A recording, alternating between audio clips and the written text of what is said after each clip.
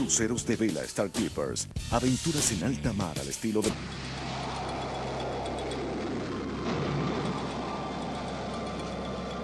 Las imágenes fotográficas son tan fundamentales en la actualidad que resulta casi imposible imaginar nuestro mundo sin ellas.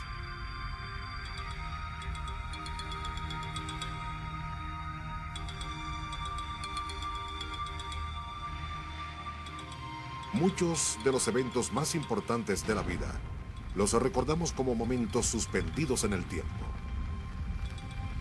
Las catástrofes.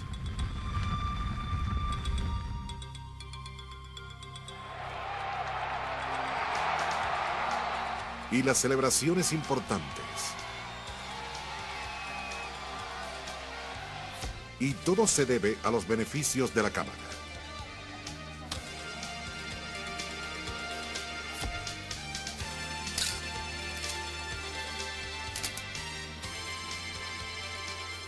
Es lógico imaginarse cuán mágico e imposible resultaba al principio del siglo XIX la idea de capturar una imagen de la naturaleza dentro de una cámara.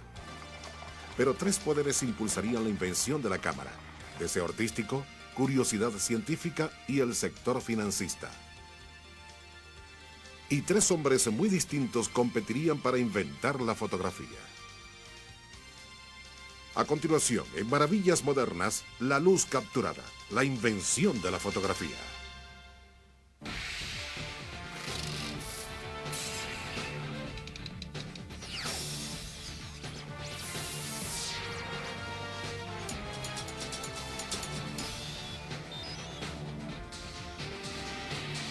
Maravillas Modernas. La primera cámara. La cámara es una realidad hoy en día. Hay una cámara en casi todos los hogares americanos. No reflexionamos acerca de cómo funciona. Solo apuntamos, enfocamos y apretamos un botón. Esta maravillosa caja pone un amplio mundo en nuestras manos. Pero la cámara en realidad no es un aparato muy complicado.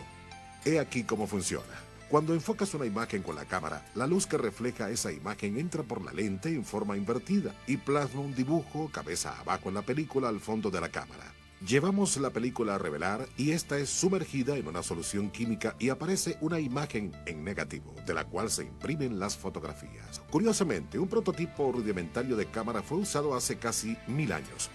En el siglo XI, los astrónomos en Arabia usaron una cámara para seguir el curso de las estrellas. Esta cámara era una habitación oscura con un agujero en una de las paredes. On the wall opposite the hole, you would see projected upside down the very image of what was outside the window. And this discovery was called the camera obscura. The word camera means room.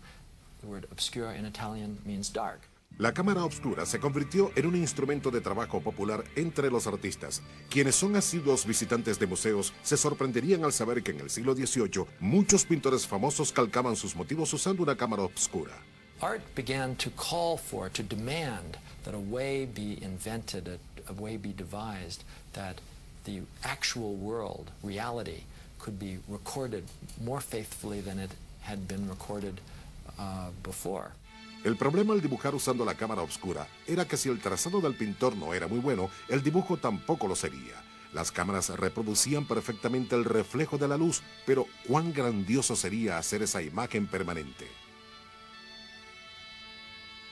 Inventar la fotografía requeriría algo más que un deseo artístico. Requería curiosidad científica. Simplemente, la fotografía no se entendería sin previo conocimiento del comportamiento de los químicos ante la luz. El inventor de Chalon-sur-Saône. Hace más de 3000 años, las primeras civilizaciones observaron que la luz solar decoloraba las telas, pero no sabían por qué. Pasarían siglos antes de que se realizara algún descubrimiento de importancia acerca de la sensibilidad química a la luz. En los años 1700, Johann Heinrich Schulze trabajaba con cloruro de plata cuando descubrió que las partículas de plata cambiaban de color luego de ser expuestas a la luz solar. And he would make little experiments, almost games for his friends, where he would take a flask and fill it full of this solution of chalk and silver chloride, and he'd put the stencil on the flask, hold it in the light for a while, then take the paper away and the silver black and oxidized in relation to light. Pero él no continuó investigando. El descubrimiento de Schulze pasaría a ser solo un principio básico de la fotografía. Ahora se conocían las herramientas necesarias para crear una imagen. Los comienzos del siglo 1800 fueron tiempos de abundantes inventos y de la revolución industrial. La competencia por patentar y proteger las ideas propias era tenaz. En el centro de Francia, un inventor humilde aportaría una gran contribución al desarrollo de la cámara de Trípode, pero en realidad estaba tratando de inventar algo muy diferente. En 1816, en un poblado francés cerca de París, Joseph Niepce se interesó en mejorar el nuevo arte de la litografía para poder hacer copias de obras de arte ya existentes, pero él necesitaba dibujos para hacer experimentos y Niepce no sabía dibujar ni una semilla. Él decidió hacer sus dibujos con la ayuda de la luz, una idea mucho más complicada que mejorar una litografía, y que de hecho ya otros grandes pensadores habían abandonado anteriormente. Niepce construyó una pequeña cámara oscura un poco más larga en sus costados. Él sabía de los experimentos de Schulze con plata sensible a la luz, así que colocó un papel cubierto con cloruro de sodio en el fondo de la cámara. Le emocionaba la idea de obtener una imagen en el papel, pero los claros y oscuros de la imagen quedaban invertidos y él no sabía cómo imprimirla o lograr una fotografía de apariencia normal. 6 años de tenaces experimentos pasaron mientras él descifraba mejores métodos para lograr una mejor imagen. En julio de 1822, Niepce tropieza con la solución. Niepce sabía que los artistas usaban un compuesto de asfalto en las litografías. Él pintó una lámina con asfalto en vez de plata, colocó una silueta transparente en la lámina y la expuso al sol. Era una idea sin sentido, pero funcionó. Él pudo copiar obras de arte.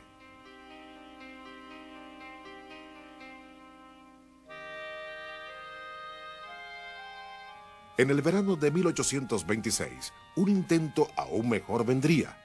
Niepce tuvo éxito en el sueño de muchos hombres. Capturó la imagen reflejada de la luz.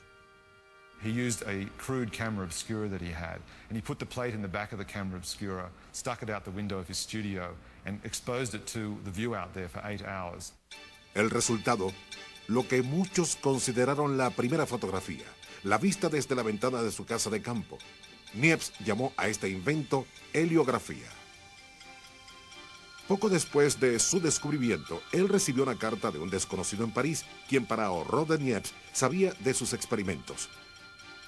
El desconocido quería saber el secreto de Niepce para crear una heliografía y le dijo que él también estaba trabajando en la obtención de fotografías en base a la luz. Niepce temió que robaran sus ideas e investigando acerca del autor de la carta, quien firmaba Daguerre, descubrió que era un respetado crítico de arte. Niepce le contestó de manera cortés, pero no reveló su secreto. Poco después de recibir la carta, Niepce viajó a Londres, pero se detuvo en París, donde repentinamente decidió presentarse ante el desconocido apellidado Daguerre. Louis-Jacques Daguerre no solo era un artista, sino también el copropietario de una galería llamada Diorama. The Diorama was like Grauman's Chinese Theater in Hollywood, a place that everybody knew about. It was a mecca for tourists. It was a cornucopia of money. It was highly profitable, and it made him famous. El público observaba con asombro cómo los grandes paisajes pictóricos parecían convertirse en otros paisajes diferentes debido al efecto de la luz y a lienzos pintados con luminosidad. Daguerre usó la cámara oscura para dibujar perspectivas correctas en sus grandes pinturas. Él compró las lentes para su cámara al mismo optometrista que le vendió los suyos. De hecho, fue el optometrista quien le contó a Daguerre acerca de los experimentos de Niepce con la cámara. Finalmente se conocieron en enero de 1927. We know Daguerre to be a very charming man. I mean, part of the theatre world. He knew how to smooth palms and get his own way and so on. I think Niepce was quite impressed. Niepce apuró su viaje a Londres, pero se enteró que un revés en la fortuna familiar lo había dejado en la quiebra. Pero estaba más decidido que nunca a continuar sus experimentos con la cámara. E igualmente decidido estaba el empresario de museos parisense, Louis Daguerre.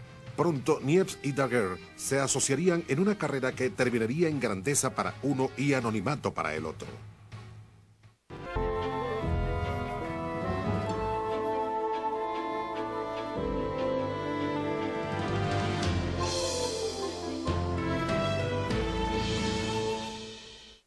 Continuamos con Maravillas Modernas. Los dos hombres que trabajaban en el descubrimiento de la fotografía contrastaban en personalidad. Niepce era modesto, cortés y de confiar. Daguerre era exhibicionista y un poco corriente. Niepce tenía estudios científicos en su currículum, pero Daguerre solo tenía una educación pobre.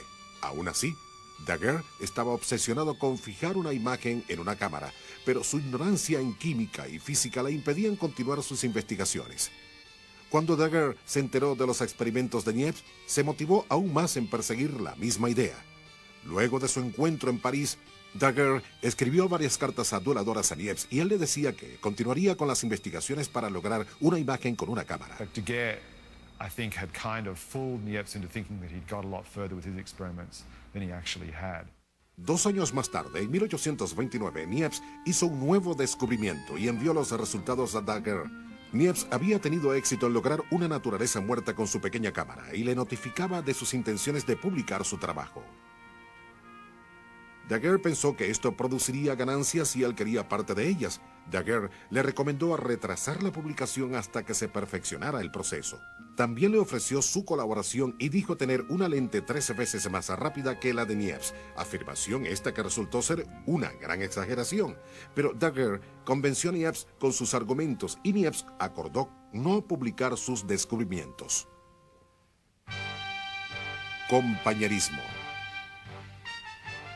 Niepce tenía ya 64 años de edad. Estaba cansado y en la pobreza. Él trabajó solo por 13 años y creyó que no podría perfeccionar completamente el proceso sin una lente mejorada. Por lo contrario, Daguerre tenía 42 años, estaba en la flor de la vida, lleno de energía y seguro de que la heliografía podría llegar a ser tan exitosa como el diorama. Seemed to Niepce that it would be a good idea to hook up with this entrepreneurial younger man who was already quite a famous figure in Paris and who was well connected, that perhaps as a collaboration, this would be a better way to go than experimenting on his own. Daguerre viajó a la casa de Niepce y los dos hombres firmaron un contrato de sociedad por 10 años, pero en los primeros 4 años de trabajo individual, ninguno de ellos había hecho descubrimiento alguno. Entonces, en 1833, sin previo aviso, Niepce muere de un ataque fulminante. Su gran contribución a la fotografía permanece inédita. Sus deudas eran cuantiosas y su hijo Isidoro se vio obligado a vender las propiedades de la familia. Sin embargo, Isidoro heredó la participación de su padre en la sociedad con Daguerre. 2 años después de la muerte de Niepce, Isidoro recibió una carta urgente de Daguerre. Después de una larga espera, Daguerre había hecho un descubrimiento revolucionario. Había encontrado un método nuevo para obtener una imagen con la cámara. Daguerre trató una lámina de plata con químicos y la colocó en la cámara, pero en vez de dejar la lámina en la cámara hasta que apareciera la imagen, la retiró inmediatamente y la calentó sobre vapores de mercurio. Pronto apareció una imagen, pero lucía como una imagen añeja. Este fue un descubrimiento importante que cambiaría el curso de la fotografía. No hay registros de los lineamientos que llevaron a Daguerre a este descubrimiento. We like to think that discoveries are done by geniuses who cry eureka, after a moment of flash of inspiration. But I think, in fact, the invention was a somewhat gradual one. Isidoro Niepce viajó a París. Daguerre entregó al hijo de Niepce un nuevo contrato. Él cambió el nombre de la firma de Niepce y Daguerre a Daguerre y Niepce. Daguerre inherited all of the notebooks and research of his partner, and those notebooks were valuable and allowed Daguerre, who was himself an artist and not a scientist, to actually go ahead and successfully make a photograph as we know it today. En su típico estilo teatral, Daguerre anunció públicamente su descubrimiento, pero este era prematuro. Un gran problema quedaba por resolver.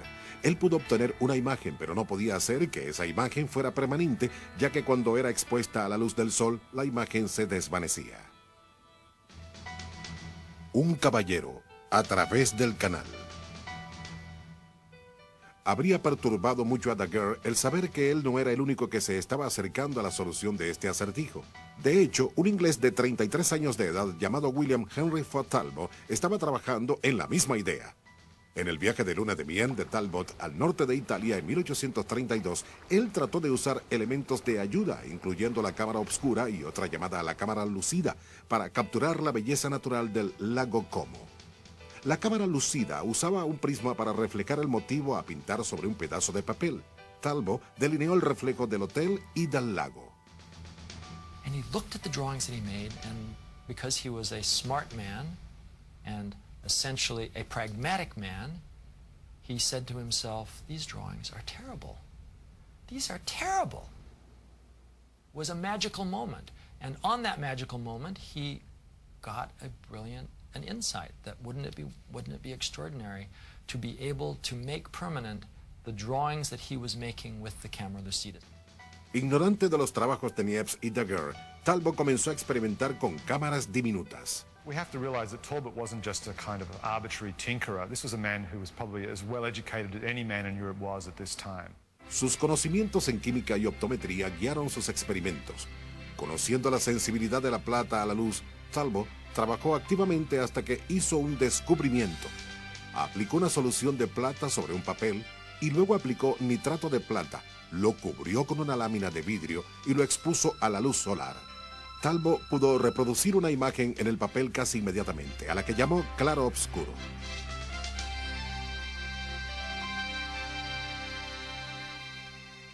Immediately he said, I've discovered how to fix a shadow. Isn't that a wonderful phrase? He created a new art. Talbot apenas comenzaba. En 1835 hizo un descubrimiento aún más importante. En su cuaderno de notas escribió acerca de la exposición de papel en su pequeña cámara por varias horas para obtener un claroscuro o imagen en negativo. Las partes claras y obscuras estaban invertidas. Colocó ese claroscuro sobre otro papel tratado químicamente, lo expuso al sol y creó una copia. Ahora las partes claras y obscuras estaban correctas en la imagen.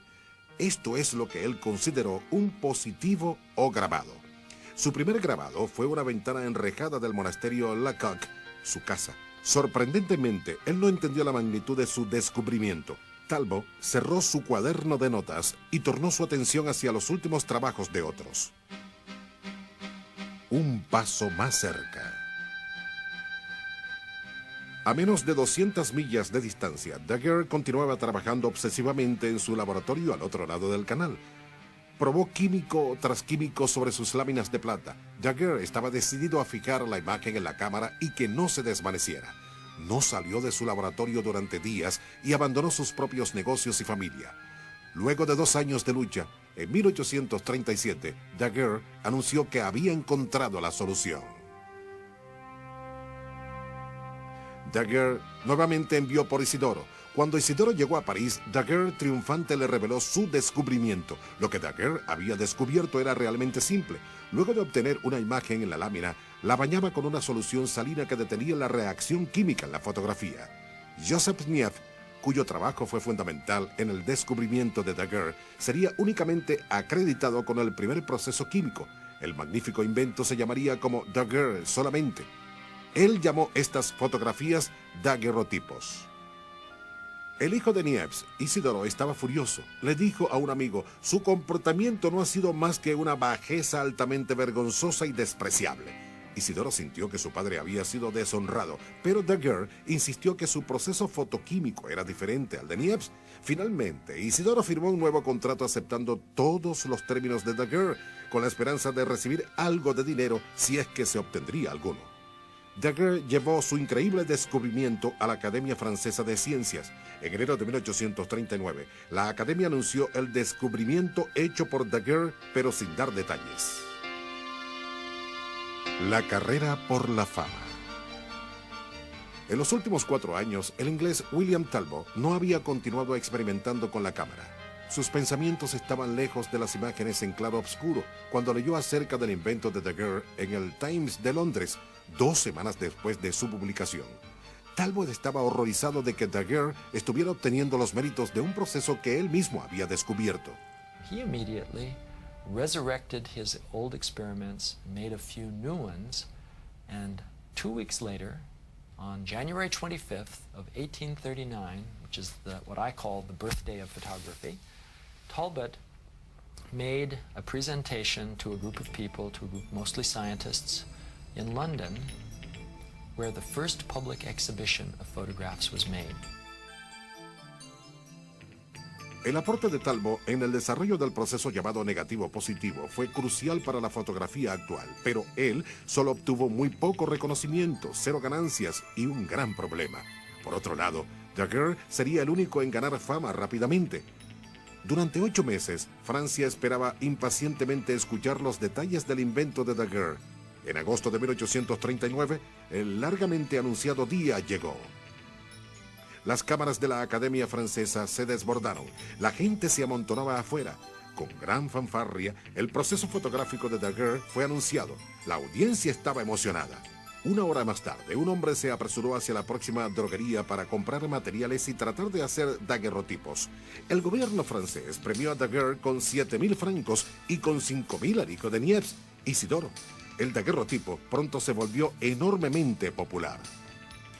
Daguerre y otros franceses vendieron cámaras e implementos de fotografía con éxito.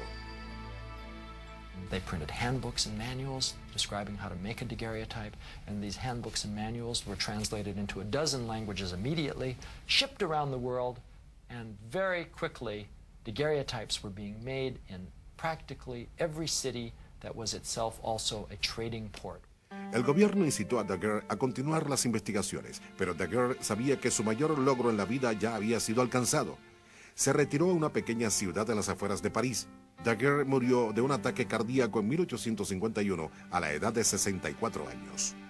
So Daguerre is the ancestor of one line of photography, which is instant photography, which is the Polaroid process and all processes like it.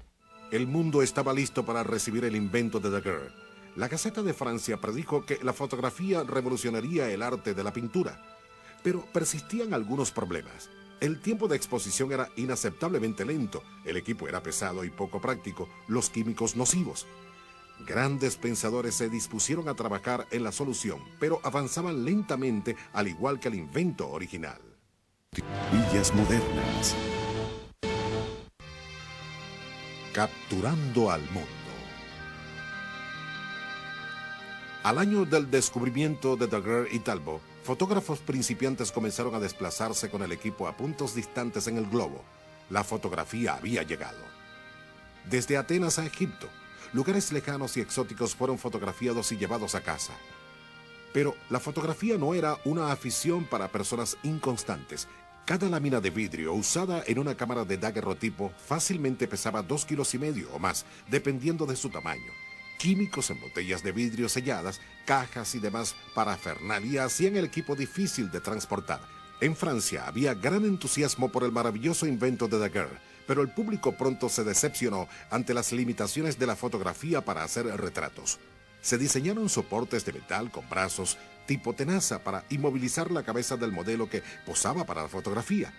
Este debía posar perfectamente derecho por cerca de 15 minutos, por lo general sentado directamente hacia la luz solar mientras se tomaba la fotografía. Una revista de sátiras de la época se burló del proceso de Daguerre. ¿Usted quiere tomarle una fotografía a su esposa? Fije su cabeza en una columna de hierro provisional para lograr la inmovilidad necesaria. Apunte la lente de la cámara a su rostro y cuando usted tome la foto, ella no se parecerá a su esposa, sino a su cotorra o a una fuente de agua o algo peor. Lo engorroso de hacer un retrato era solo una de las desventajas de la fotografía de entonces. Si una lámina era revelada incorrectamente, la imagen se desvanecía. El papel usado para las fotografías era defectuoso y los químicos apestaban y eran tóxicos. Aún así, era un negocio rentable. William Talbot retomó las investigaciones que había abandonado 4 años atrás. Él sabía que su método inicial era lento e imperfecto, pero pronto dio con una mejora importante al exponer papel humedecido en vez de papel seco en la cámara por corto tiempo. Él pudo obtener una imagen después del tratamiento con químicos en el papel. El proceso era más rápido y la imagen más nítida. Talbot llamó las fotografías obtenidas con este método calotipos, del griego, hermosas pinturas. Su madre le recomendó llamarlas talbotipos y ella así lo hizo hasta el día de su muerte. Con este proceso químico más rápido, Talbot ahora podía hacer retratos. La fotografía de su esposa tomada en 1844, uno de sus primeros calotipos, aún existe. Ella posó solamente 15 minutos para este. Durante los siguientes 20 años, Talbot continuó mejorando el revelado y longevidad de las fotografías, pero nunca ganó dinero por sus inventos, aunque trató de patentar sus ideas. Talbot did the unusual. Instead of sharing with the world at large his discovery as a miracle that had been given by nature or by God, he patented the process. Se vio envuelto en pérdidas económicas terribles, además de otros derechos para usar sus procesos. Perdió la mayoría de sus bienes. Con el tiempo, Talbot abandonó por completo la fotografía.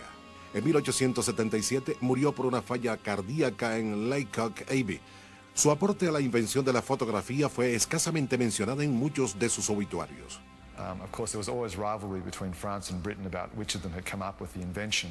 But Talbot is widely recognized as the founding figure for the kind of photography we use today, paper-based, negative, positive photography. In that respect, Talbot is definitely the founding figure. Retratos. Ahora que los retratos eran posibles, su demanda entre una amplia variedad de público creció rápidamente. Aunque parezca extraño, hoy en día órdenes de fotografías de miembros de la familia que habían fallecido no eran inusuales. La tasa de muerte en los años 1800 era bastante alta, especialmente entre los niños. A veces los muertos eran acomodados en sillas o sus cuerpos colocados en vívidas poses. Esta práctica fue descontinuada al final del siglo, cuando por razones de salubridad, Austria y otros países finalmente prohibieron a los familiares llevar niños fallecidos a estudios fotográficos. En los Estados Unidos, los daguerrotipos llegaron a ser muy populares. En 1815 se exhibían en muchas galerías. Well, it's hard for 20th century people to realize quite how amazing it was to experience a daguerreotype for the first time, say in the 1840s. They came in these beautiful leather packages like a piece of jewelry. And in fact, when you opened up and you saw the image, which of course is on a silvered plate, it flashes at you like a beautiful jewel. Celebridades, jueces, gente común y presidentes, todos listos para una fotografía. En 1864, Abraham Lincoln posó para el retratista americano Matthew Brady. Todos tenemos una copia de esa fotografía y la mayoría no lo sabemos. Es el retrato en el billete de $5. Tan pronto como los retratos fueron posibles, se hicieron muy populares. Al igual que en la pintura de esculturas, los fotógrafos inmediatamente comenzaron a fotografiar desnudos con fines artísticos y pornográficos. Métodos mejores. Desde 1840 hasta comienzos de 1860, el daguerrotipo tuvo una época gloriosa, pero para mediados de la década sus días ya habían terminado. Las fotografías eran tan frágiles que debían ser selladas bajo vidrio para protegerlas del contacto de dedos y de la dañina oxidación. Los daguerrotipos no revelaban bien y un retrato hecho por un fotógrafo de renombre podía costar hasta $1000 comparativamente a los precios de la actualidad, pero algo vino a tomar su lugar. El escultor inglés Frederick Scott Archer logró un avance tan significativo en la fotografía que muchos dejaron a un lado los daguerrotipos y calotipos para apoyarlo. Archer nombró este método collodium. Él cubrió una lámina de vidrio con un compuesto de goma y éter. Se podían realizar incontables reimpresiones de esta lámina y las imágenes eran de color rosado intenso. El método collodium prevalecería hasta 1880, cuando sería reemplazado por las láminas al seco. Pero a pesar de estos avances, la fotografía continuaba siendo una afición engorrosa y esquiva. The early chemistry was, for the most part, fairly toxic. People became ill, deranged, and otherwise sick from constant exposure to different kind of photographic processes and fumes. Avances revolucionarios tuvieron que esperar por mentes visionarias que redefinieran la cámara. Un joven se adjudicaría esta visión y sería el responsable del prototipo de la cámara que conocemos actualmente. La fotografía no fue un invento perfecto desde su nacimiento, pero durante su primera década muchos aficionados la mejoraron. El tiempo de exposición era más corto y las lentes más rápidas, y en los siguientes 20 años vinieron cambios aún más asombrosos que permitieron usar la cámara en formas sorprendentes. From the moment that the photograph was invented, the very fact of seeing that small image on a piece of silver was an enormous incentive to try to find ways to expand it even further. How do we make it bigger? How do we make multiples? How do we eventually get to a faster film so that we can stop action? se diseñaron cuerpos de cámaras en una amplia variedad de formas y configuraciones. Algunas cámaras fueron diseñadas para usar láminas para daguerrotipos y calotipos alternativamente. Otras, con una lente tipo fuelle para que el objeto pudiera ser enfocado a diferentes distancias. Las cámaras de estudio variaban en tamaño, desde pequeñas hasta inclusive más grandes que un hombre. Las cámaras estereoscópicas se volvieron muy populares. Pares de imágenes que eran enfocadas con una cámara estereoscópica se fundían en una sola, produciendo la ilusión de una imagen en tercera dimensión. El topógrafo André Disdery diseñó una ingeniosa cámara en 1884 que permitía que varias exposiciones o negativos en secuencia fueran plasmadas en una sola lámina. Él los llamó carta de visita o mapa de visitas. Tuvieron gran aceptación y no eran costosas.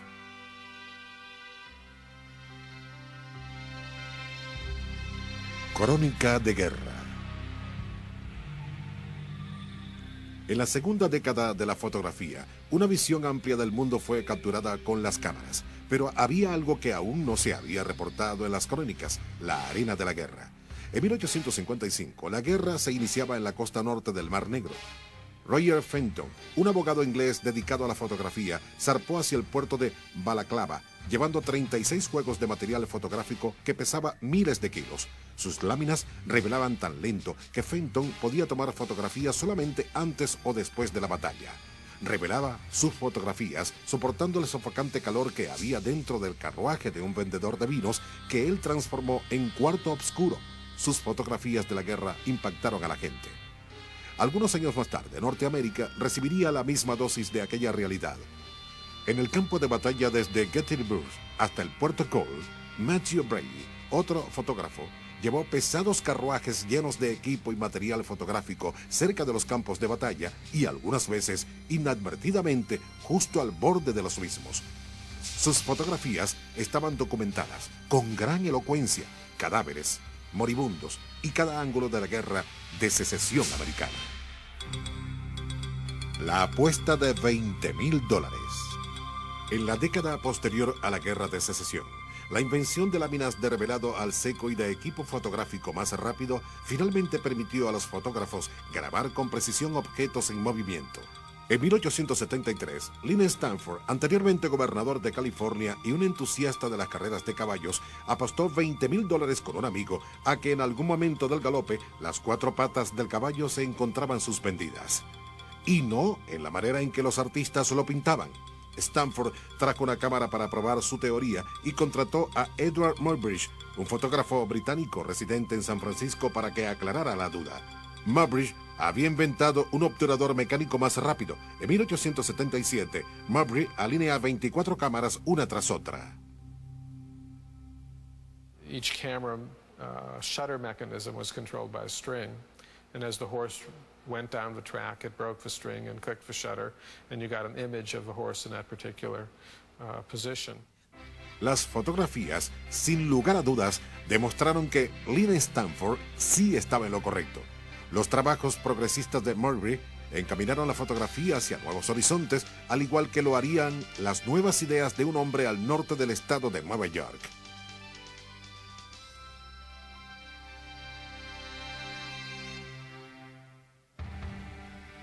El latonero.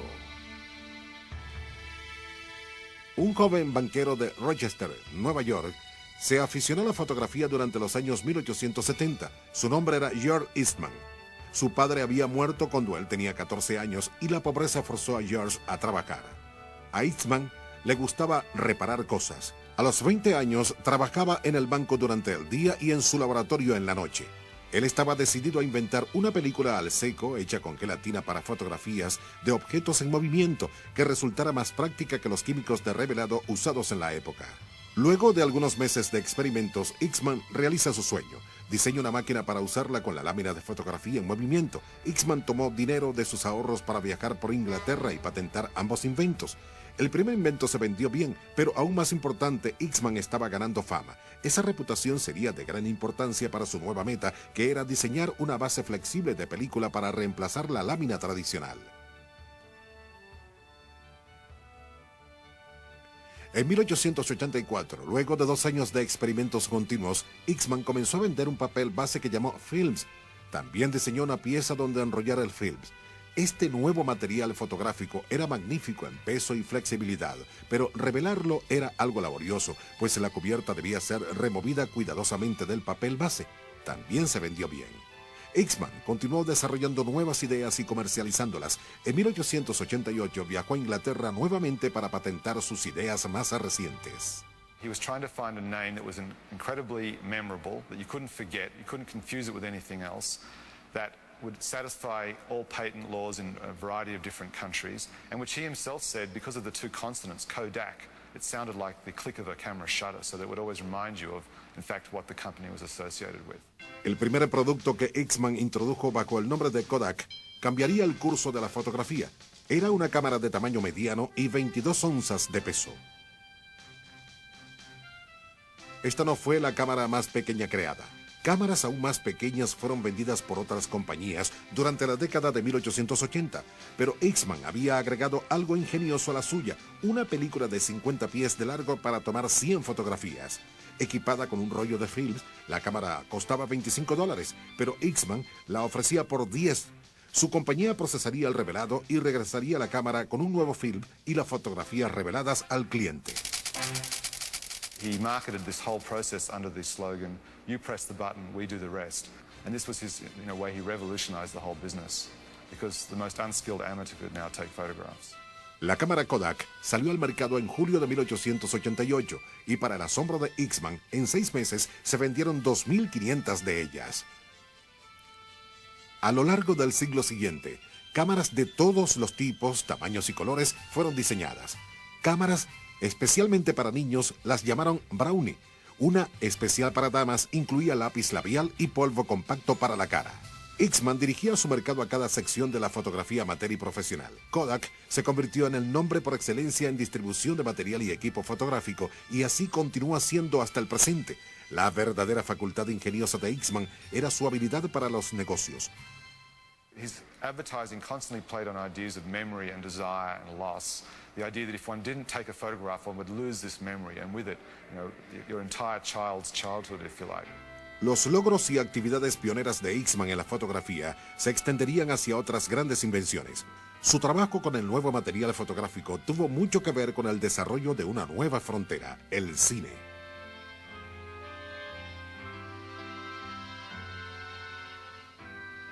Nuevos lentes, nuevas cámaras y una nueva centuria trajeron grandes cambios en la concepción general de la fotografía y el uso que se le daba. Pero ahora quedaba una gran decepción que subsanar: cómo hacer fotografías a color. Usted en Maravillas Modernas. Fotografía como arte. Con la llegada del siglo XIX, la evolución de las cámaras y de los procesos químicos permitió a la fotografía adentrarse en el campo de la ciencia, investigaciones policiales y rayos X. La gente en general reconoció la utilidad de la fotografía en muchos campos, pero pocos la apreciaron artísticamente. De hecho, muchos fotógrafos no se autocalificaban como artistas. Pero algunos visionarios como Julia Margaret Cameron llevaron la fotografía a niveles superiores. En los años 1860, Cameron tomaba fotografías que calificaba como arte. Ella usaba luces intensas y copió ideas de clásicos. Transformó un gallinero en un cuarto oscuro y allí realizó fotografías de sus amigos. El científico Darwin, el poeta Tennyson y la Alicia que en su niñez había inspirado el cuento de Lewis Carroll, Alicia en el País de las Maravillas. I think she is one of the greatest of geniuses in the 19th century and in the whole history of photography. La crítica alabó la suavidad de sus enfoques. Ella nunca obtuvo ganancias de sus trabajos, y estos permanecieron en el anonimato durante muchos años después de su muerte. La fotografía no fue bien recibida en las galerías de arte hasta el siglo XX. Su aceptación se debió en gran medida a Alfred Stieglitz, un fotógrafo coleccionista y crítico de arte. Stieglitz abrió una pequeña galería en Nueva York en 1905 y durante casi 30 años exhibió fotografías en calidad de trabajo artístico contemporáneo. Stieglitz believed profoundly that a photograph could be as important a work of art as any painting or any sculpture that he had ever seen. Claramente se observaba en obras de grandes pintores del siglo como Degas, Lacroix y otros, que esos trabajos fotográficos fueron fuente de inspiración de sus propios trabajos de pintura. La concepción de la fotografía como arte se produjo lentamente, pero por los años 1880, la cámara se había convertido en una herramienta política y social poderosa en las manos de algunos documentalistas. Los inmigrantes recién llegados eran los blancos fotográficos de Jacob Weiss, un fotógrafo neoyorquino de los años 1890, y de Louis Hines una década más tarde. Las fotografías de Hines, de niños trabajando frente a tiendas, de alguna manera iniciaron la elaboración de la ley de menores. En el oeste, Dorothy Lange, Walker Evans y otros fotógrafos gubernamentales captaron con sus cámaras crudas imágenes de la pobreza durante la Gran Depresión.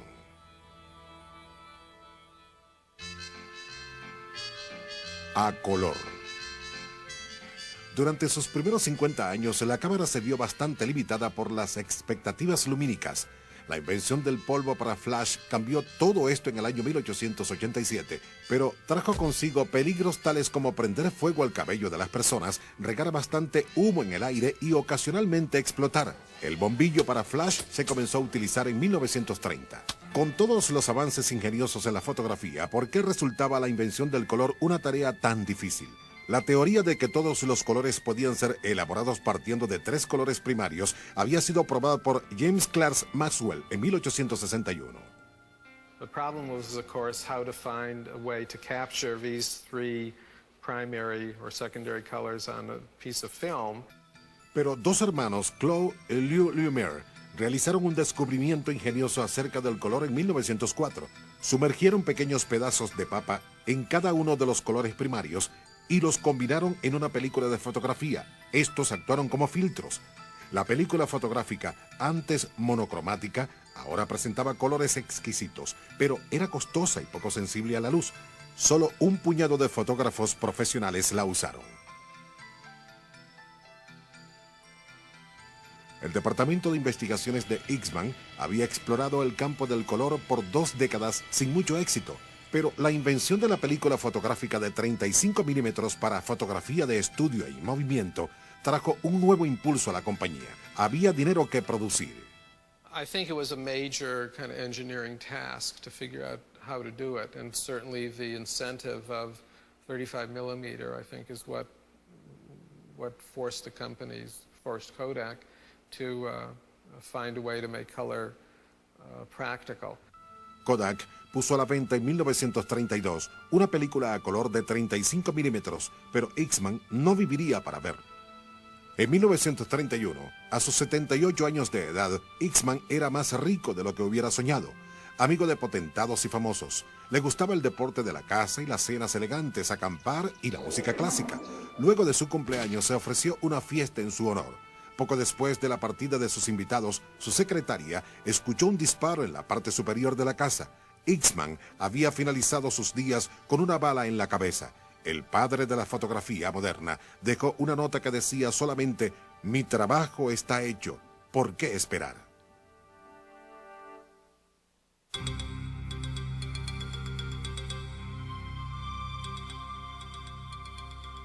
En 2 décadas, un joven astuto en los negocios como lo fue Eastman y tan visionario como lo fue Henry Ford llevarían la fotografía a sus inicios. Edward Lange, un estudiante de primer año en la Universidad de Harvard en 1920, caminaba calle abajo por Broadway durante un receso escolar. Las luces de los avisos de neón y de los carros que pasaban lo encandilaban, y en ese momento tuvo una idea que cambiaría el curso de su carrera. ¿Y si se diseñara un filtro que eliminara el resplandor de las luces de los carros? Inmediatamente Lange solicitó una licencia para ausentarse de Harvard. Trabajó intensamente por 3 años en un laboratorio de Nueva York. Finalmente, alcanzó su meta. Fabricó un material artificial que solamente permitía el paso de rayos lumínicos que iban en una sola dirección, un término llamado polarización. El resultado, no más resplandor. Pero la Kodak inmediatamente interpretó el potencial de este producto como filtro para las cámaras. En 1934, Kodak firmó un contrato con Lange. Ahora él estaba en el negocio. Lange no estaba pensando en la cámara cuando realizó el invento, aun cuando él acababa de sentar las bases necesarias para un gran descubrimiento en la fotografía, descubrimiento este que él mismo, Lang, realizaría 10 años más tarde. Lang alcanzó su más grande descubrimiento de la misma forma en que lo hizo con su invento inicial, a través de una idea repentina. Lang se encontraba en un viaje familiar en Santa Fe, México, en 1944, cuando su hija de 3 años de edad le preguntó por qué ella tenía que esperar para ver una fotografía que él le había tomado. En ese momento visualizó los elementos necesarios para hacer una fotografía casi instantáneamente. Inmediatamente se dio cuenta que sus trabajos en plástico y polarizadores habían sentado las bases para el proceso de revelado instantáneo de fotografías, pero tomaría 3 años de investigaciones para desarrollar la idea en un prototipo funcional. La película fotográfica de Lang consistía en una lámina de positivo y negativo con un sello en medio. Cuando el fotógrafo retiraba el film usado de la cámara, los químicos se regaban entre las dos láminas, procesando y revelando la película en cuestión de minutos. En 1948 se vendió la primera cámara de Lang a $89,50 a George Marsh en Boston. Más de 5 millones de ese mismo tipo fueron vendidas en el primer año. Hoy en día, las cámaras Polaroid son populares en todo el mundo. Sus imágenes positivas directas son el equivalente al daguerrotipo. It's hard to imagine at this point in time a world without photography. I think it's changed the entire human consciousness of the way that we look at and perceive and deal with the real world. La ambición de hace muchos siglos de capturar la imagen reflejada de la luz resulta tan mágica hoy en día como lo fue entonces, y es posible gracias a un simple pero ingenioso invento: la cámara.